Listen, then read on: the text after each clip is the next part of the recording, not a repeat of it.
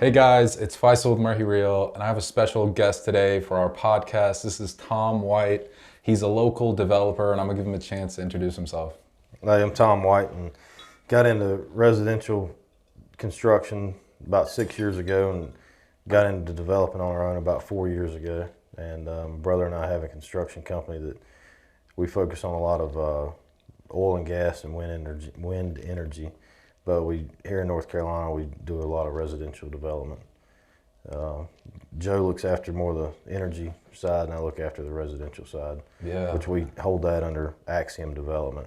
Axiom Development. And you originally, I think we were talking, you had a bunch of properties, and then you sold them off, and then went into construction business, right? Yeah. And then slowly were like, hey, I can do this myself, got into the development. Right. So I helped a friend of mine years ago, and we worked with all the nationals like Lennar, KB, Mungo, and things like that. And I think in 2018, we touched 3,000 homes doing grading and concrete and things like that. Yeah, we had a good group of guys, and then we grew that company to a level that they were comfortable with, and I wanted to kind of take it up another notch, and so we parted ways on good terms, and I still talk to him all the time. And about 9 months after leaving him, my mom was actually walking down the street and saw a piece of property in one of the little small town about 30 minutes east of Raleigh, and thought it'd be good for development. And then we just started doing development on our own, and now we have, I think we have about 1,800 lots that we control around, I think, in 5 counties that we're currently doing development in. Wow, and I think a lot of people are confused of how do you even get into development? And it sounds like for you kind of came across the opportunity and then just figured it out. I 100% figured it out. So like, I knew I had the customer base just from doing a lot of the grading and site work and concrete and things like that with those guys. So I knew who my customer base was and who I wanted to go after. I wasn't targeting local builders at that time. And but yeah, it was a lot of figuring it out because everybody is so busy and has been so busy for the past few years. Everything from surveyors to engineers to wetland guys. Everything is a process, and just building a relationship with those guys. Obviously, like the first thing mainly was just trying to find an engineer. And I went to probably 20 different engineering firms before I found one that would actually do it. That would do it. I mean, I couldn't even get anybody to give me a price. Man. So that was the most challenging part to start off with. That's crazy. So did you, once you saw that property that your mom mentioned, how did you know what to do after that? Was it your experience in construction that kind of you already knew that you had to get an engineer involved? No, so I'll tell you even how that was the first interesting one, because I'd done a lot of houses, fix and flips and things like that. And obviously, those are a lot simpler contracts. Well, when I saw that piece of property, I just was going to buy it and then figure it out. Because it wasn't a crazy number, so something. But I went to a guy I knew in the community. I said, look, I'll put up this much money. Let's just say it was $200,000. I said, I'll put up the initial money. You just close on the $200,000, and then we'll take it through the entitlement process and sell it to a builder. The day before closing, he wanted to see the letter from the builder that was interested, when the whole time we knew that we had a conversation that we weren't going to do that. We were going to buy it and then figure out the engineering. So the guy, and he didn't want to close, so I ended up getting a hold of the property owner through my real estate agent. And I talked the guy into owner financing it to me with a balloon note for 3 years. And then once he agreed to that, then I really started hunting for engineers, because I was on a timeline that I had to perform. And so I found an engineer, and then we started doing the lot layouts and the preliminary plat and things like that. So you didn't even know if it was even... Well, so I mean, I grew up playing in the dirt. Okay, so you knew this could be subdivided and something could be done with it. I knew for the price I was paying, I could get enough lots out of it to make money. Wow. I mean, just because I'd walk the land and I could tell there wasn't a whole lot of wetlands on it, And I mean, I'm not saying I wouldn't recommend what I did to anybody really, but it's kind of the biggest problem with everybody is nobody takes the first step. And I knew that to learn and to continue to get into it, I had to start somewhere. I mean, so that's where I ended up having to start just by luck of the draw. Yeah, just go into it and figure it out, and Yep. you'll be better off. And my engineer actually said, he said, you only get 24 lots on here. I said, man, I said, I've walked it. I said, I really think we'll get like 49 on it. He's like, no, it ain't gonna happen. And we ended up getting 47 lots on that property. Wow. I think it was probably about 30 acres. And Wow. And you end up selling that off to a builder and then just moving on to the next project? we did, yep. We got that one under contract. And then once I kind of got through so obviously got the engineer, got the surveyor worked out, then identified a site contractor. And then once I felt like I knew enough, then we went ahead and tied up another one. And so now that's obviously grown into where we're at now. Wow. So what does your average day look like? Or what are you doing every day now? So I'd say I probably spend about 20% of my time still looking for new land each day. And then a lot, 20% dealing with site contractors and things like that. And then the other another 20% just dealing with home builders and contracts. Wow. And I mean, it's every time you think you figured it out, something else pops comes up. And you're basically on a timeline where, hey, okay, if I sold this, I got to dump the money before I get taxed on it. And then you got other projects that you're working with engineers trying to figure out what you could do with it. Right. And so a lot of times we tie it up. We make the contracts assignable. And then once we close on it, we set up a separate LLC just for that project. Wow. That way, if somebody breaks their neck, they can only technically attach one so project. much. So there's a good security blanket you got in Right. place. Wow. And so where do you see yourself in the future? What are you trying to grow it into? So we've got another piece of another property that we're looking at, and we're going to do we're going to do a mix of like apartments and then kind of step it down to townhomes and then do residential lots on the back. Wow. To kind of phase it. I'd like to really get into more of the larger multifamily. Yeah, that's where I hear all the money's at too. Yeah. Have you ran into any problems with communities approving or any the area just kind of fighting you on developing something? Yeah, so I mean, even one of the properties we did, somebody made up T-shirts like "Stop Development." Really? Yeah. Wow. And I mean, they it didn't blow up. They only got like 5 likes on Facebook or something. But still, when you're headed out of town, someone went out of the way to do it. Yeah, I mean, when you're going out of town on a Friday, take your kids to the beach, and then you don't know what to really expect. But a lot of times, so we'll once we identify the property, tie it up, we'll have conversations with the town planning board to see what they like in that area, what they'd like to see, because obviously, I mean, we want it to work for everybody. And most of the municipalities that we go into, we have other projects in the pipeline. So if you go in there with that attitude, like, here, we really want to provide your community with what you need, they have a lot better attitude instead of somebody coming in there trying to bulldoze. Hey, I want to put 150 units here, Right. and with no incentive to the community. Right. And I mean, like, we have another project just north of Durham, and even though we're not required to, we're doing about an 8-acre open space with a large pool and amenity center and things like that, just because we know that it would really set our community apart from all the other communities in the area. And you're also factoring in what you can add on into the cost, right? Because also it has to make sense for you guys to build that community center. Yeah, so obviously, like, we're getting a good deal on price per acre up there. Then we can, since our cost per acre is lower, we can maintain a reasonable lot cost to the builder, and with that margin, we're able to build this amenity center. Wow. So that's going to be a big boost for that town. So what are you seeing with, obviously land is getting acquired quick right now, and builders are kind of, to my understanding, fighting over themselves just to purchase land and develop more homes because of shortage. Yeah. Where do you see that going? Do you see kind of prices still rising with supplies and everything? I think that with interest rate, a lot of things are going to depend on what interest rates do. I mean, obviously, inflation's been a killer this year. Gas prices, food prices, things like that. And I think the Raleigh or the North Carolina market's still going to go well for the next couple of years at least, just because, we've got, VinFast, and we've got the boom jets coming in, CSX with a couple big terminals. Huge companies. Then Toyota, so I mean, Apple.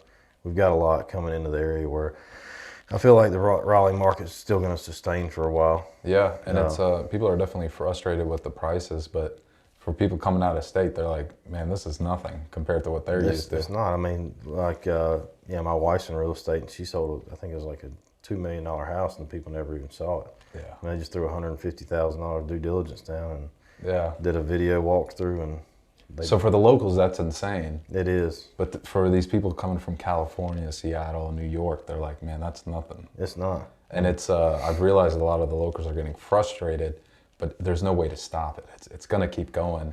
And there's no sign of it slowing down, even in 2023, just because of the amount of jobs coming here, people coming here. I think it was 5,000 every month moving to Wake County. Oh, wow. And Johnson County's seeing that too, because everyone's going down. Yeah, I know Johnson County was the fastest growing county in the state. I think they had about a 26% increase. Crazy.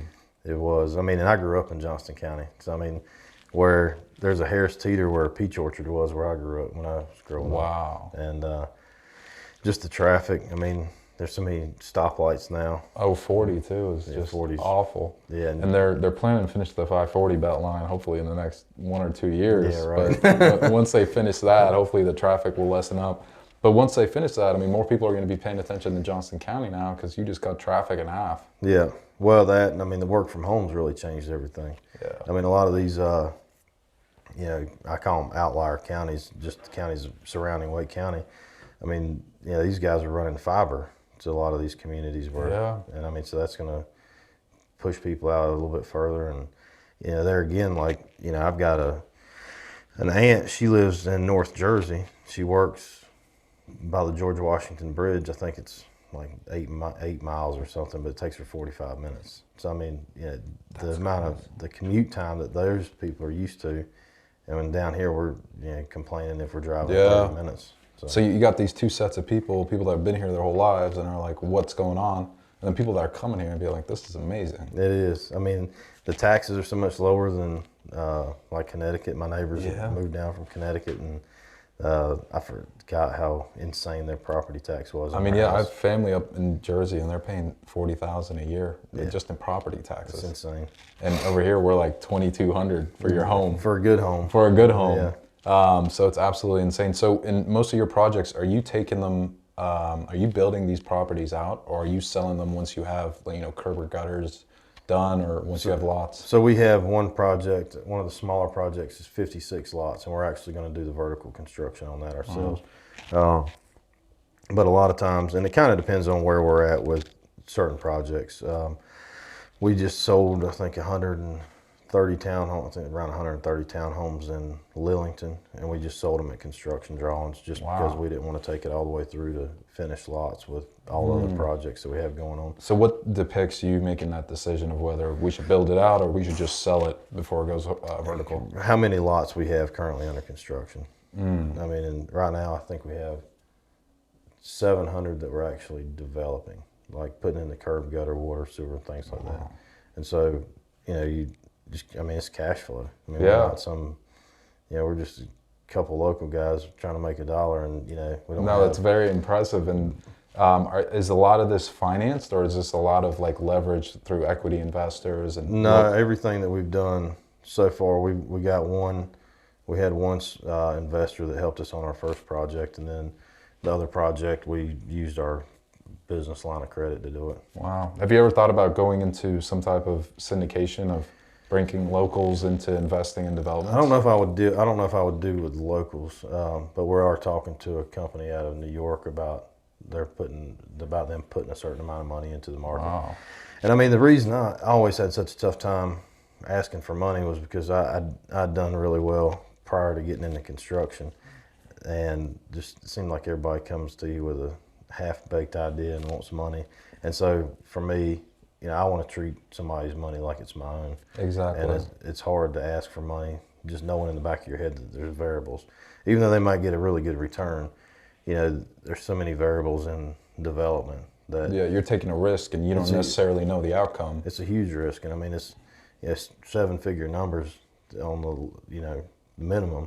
Before you even find out what you can do with it, or? No, I mean, once you get into, when you're talking doing basically, let's say it costs you $25,000-$30,000 a lot just to develop it. I mean, that's just your streets and your pipes and things like that. Wow. Yeah, and then it's you a huge investment. Yeah, once you add land costs onto that, yeah, it just gets expensive. And so that's why we've done everything in house up to this point, pretty much. Yeah.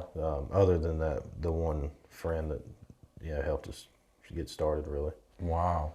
Now, do you see yourself? Are you guys competing with bigger players in the area now? Oh yeah. And do you ever kind of butt heads with somebody, or in bidding for the same land as some other developer? Some, but at the same point, we really work on building the relationships with different landowners, and we don't try to.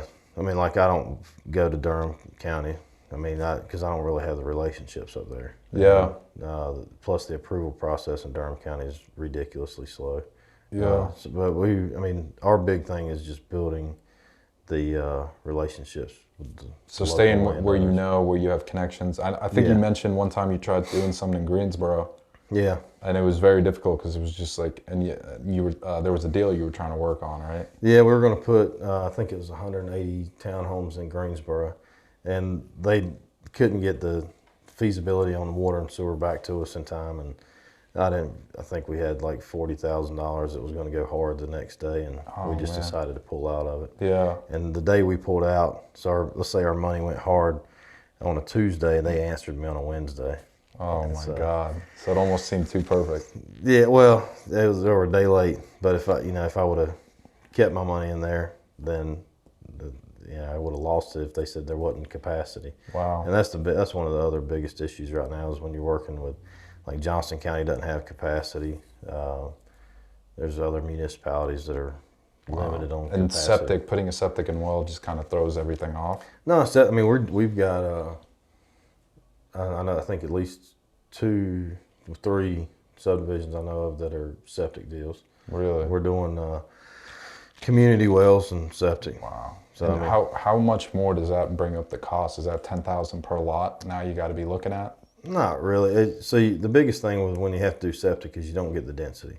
So like you can't do townhomes. Yeah. I mean, you can't cram in 100 townhomes on 10 acres. You're doing single family, probably minimum 0.3, 0.4 lots. Yeah, you can do. I think Harnett County you can do just under half-acre lots. Wow. So you need a good amount of land. So you're talking about big pieces of land you need. Yeah, I mean at least 50 acres is ideal. Because I mean the problem is it takes you just as much time and effort to do a 10-home subdivision as it would a 200-home subdivision. It's all the same approval process. So you might as well it might as well be worth it. Yeah, exactly. Man. And then you're micromanaging, that, not really micromanaging, but you're still having to deal with a contractor on the 10. And then he's bouncing around where you got a contractor for 200, Is that something you anticipated, the management aspect of? Because it sounds like you got a lot of things going on, and you got to make sure they're all going in the same direction. You do. I mean, I think the thing I didn't factor into it was the politics side of it.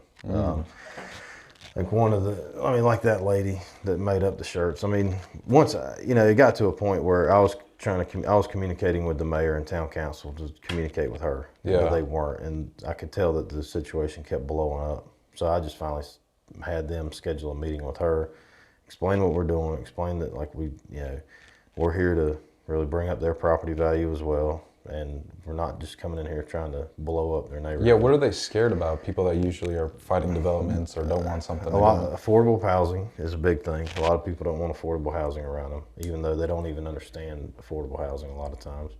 I think people just think, hey, you're putting Section 8 homes all the time. Yeah. I mean, and something else is the rental communities. We've had that question come up in a few different. Oh, you guys are going to hike up rents in this area? No, just do a whole subdivision for rent. Oh, okay. So some municipalities don't like that, which we haven't done any of those yet anyway. But it's just like going back to the politics side of it. You got half of the people that are for it, and half of them are against it. You got the old bloods that don't want to see any change, and then you've got all the younger people or the people that would like to see their community better. They want to see it because some of these towns, their downtowns need revitalization. But if you don't have any foot traffic, you're not going to get any businesses in there to revitalize the empty vacant buildings that are there. Wow. So a lot of people don't understand that. They just don't want, they're probably afraid of new people coming into the area. Yeah. So they just want to try to stop everything. Exactly. Wow. So, and even once it's approved, the amount of complaining that you can get, even 6 months after the approval process, is frustrating. And is that something you still have to deal with after it's approved? Yeah. I mean, because you got all these trucks moving in and out now that, like one of the subdivisions is kind of a, what you would call an infield subdivision. So they're going through an existing residential area. Oh, okay. And then they're having to get off onto our land. So it's extending from a neighborhood that's already established? Pretty much. Wow. Yeah. And so now you got all these tractor trailers and dump trucks hauling in stuff. And they got mud coming through the streets and everything? Yeah, I mean, and we try to, that's another thing, like to help on the political side, is we make sure the guys sweep up every day. Yeah. After a muddy day, and making sure your construction drives are nice. Wow. And, I mean, really, it goes back to, if you treat people like you want to be treated, and you kind of treat the area like you live there, it's not going to be as bad. I mean, I've seen some developers just go in there and they're trying to save every penny, which at the long run, because you got to pay the guys extra to be there longer and sweep everything. Yeah, but I mean, at the end of the day, like I said, if you just treat it like you live there, it'll make your life easier at the end of the day. Wow. So basically, the whole setup of it is you find land. What's the due diligence you try to do before even going under contract on a piece of property? Do you meet with the planning department first, just to see if it's even feasible to do what you're trying to do? You can. A lot of times, I look at adjacent areas, like what's the zoning in the adjacent areas, like adjacent properties, and then. Okay, because if they have communities that are split out into smaller lots, and most likely they'll approve this too. Right. So if you're looking at R40, and then the south side and the east side has an R6 and an R8, which would be a 6,000 or 8,000 square foot lot, that you're pretty good chances that they'll go ahead and go with a 6,000 or 8,000 square foot lot there. Wow. So there's lots of obstacles to come past, and then that's why you're saying it's a little scary to take on investors, because you're promising them a return and you don't even know yet what you're getting into fully. Right. You don't. And I mean, there's issues with, we've had, like we've got one community and on the edge of Johnston County, and it does not look like wetlands there. And it's good farm soil, and we lost 50 lots on that property. Really? Because 18 inches below the soil was water. And wow. So you can't build on any of that? Well, it wouldn't perk for septic. Oh, I mean, man. we didn't even get into the building side of it, but it just wouldn't perk for septic because the water table was so high. Man, so is that something you're currently under contract on? Now you guys are trying to figure out? Yeah, so we're under contract with it, and we had to just turn the lots way back down. So, I mean, you go from, I think it's 152 lots to 102 lots, just like that. So now you're trying to focus more on multifamily for cash flow? Is that something you plan to hold on to, or? Well, we'll do a couple just as contractors, and then eventually we will do some where we build and hold. So, I mean, we had a friend of mine, they just built 48 townhomes of their own. Man. For rentals. So, and they're doing well with those. I bet Johnson County's rent and Wake County's has shot up tremendously. I think it was 20% this year from last year. Oh, wow. And last year was already high. And even there's some buildings in the Midtown area, North Hills, where they're asking $14,000 for a 2,200 square foot apartment. 14,000. 14,000. So it's by Kane Realty in North Hills. And I'm interested to see how Raleigh reacts to rent like that, because we've never seen rent like that in this area. It's almost like you're talking DC rent in North Carolina. That is insane. So it's very interesting. They're predicting a lot of Kane's players, attorneys, young professionals that are coming in. I mean, the Apple employees that are coming in are making an average of $180,000. So you kind of think like, wow, I mean, who's affording these apartments? But it kind of goes back to what we're talking about. The people that are coming in are just at a different net worth than what we're used to. Yeah. I'm personally, I've been seeing six-figure cars all over Raleigh. I mean, just G-Wagons, like just driving down, which was, you know, I've lived here my whole life. I wasn't really used to that. But now I'm seeing it more and more. And I'm like, man, Raleigh is getting some money. It is. People are coming here with lots of money. Do you see yourself doing any type of retail or office space in the future? We have one project that we're thinking about doing retail on the front. And we're still learning that side. Okay, so there is stuff that's completely different than just doing what you've been doing. Right. I mean, and a lot of it is going back to, you listen to the engineers and you listen to the town, and they'll usually tell you, I mean, how to do it and or what they want, and then we'll figure out the retail side. Wow. And do you guys do a lot of research on who's coming into the community? How likely is this to sell? That type of research before taking on a project? So yeah, we have conversations with a lot of the builders that we work with, and we know the areas that they're looking in. And so whenever, I had a conversation 30 minutes ago. It was near Oxford. You know, I said, look, I mean, I've got a relation. So the landowner called me. He said, look, I want to sell this 140 acres. He said, do you want it? And I said, I'll have to get back to you because I'm not familiar with Oxford. And so I talked to the builder that I've got a good relationship with. I think he's got two projects, one under contract, one going under contract. And so, you know, I have no reason to think that he would go around me like a smaller developer or another developer would. Yeah. And so, yeah, if he looks at the area and likes it, then we'll take it through the entitlement process. And even if he doesn't buy it, we know that someone will. And there again, like, we took a risk on 215 acres, like I said, outside of Durham. And we were looking, you know, went up there and drove around, and I could see that the growth was going there. And then another builder ended up popping in like 300 lots about a mile away. Another guy did 30 lots a mile away. So a lot of it's on just kind of hitting the boots on the ground and seeing what's in the area. It is a lot. That's crazy. For me, that's a big thing, because even the attorney said, you know, he said only this number of permits were pulled in that county for new houses last year. I said, I don't care. I mean, and you know, when I put it under contract, everybody was hesitant that I was talking to, but now 6 months later, yeah, I've got 3 or 4 national builders that want to talk about the property. So if there's someone watching that wants to kind of get in the development space, I know I'm very interested in it. I think it's fascinating what you can do to a community by either building a new neighborhood or even doing what King's doing in North Raleigh. Yeah. What suggestion would you have for them? You know, if you could go back to yourself 10, 15 years ago, you know, what advice would you give yourself to get into the development game? I mean, just start. Yeah. I mean, that's the biggest thing. Everybody, the funny thing about business is everybody gets, you know, lost in the numbers. Yeah. Because you do get the big numbers really quick, but at the end of the day, they're still numbers. Yeah. You know, I mean, $5 to my 5-year-old is like, yeah, 100 to me or something. You know. And so, as long as you can just get started, build. You know, I would say, identify an area that you would have interest in working in.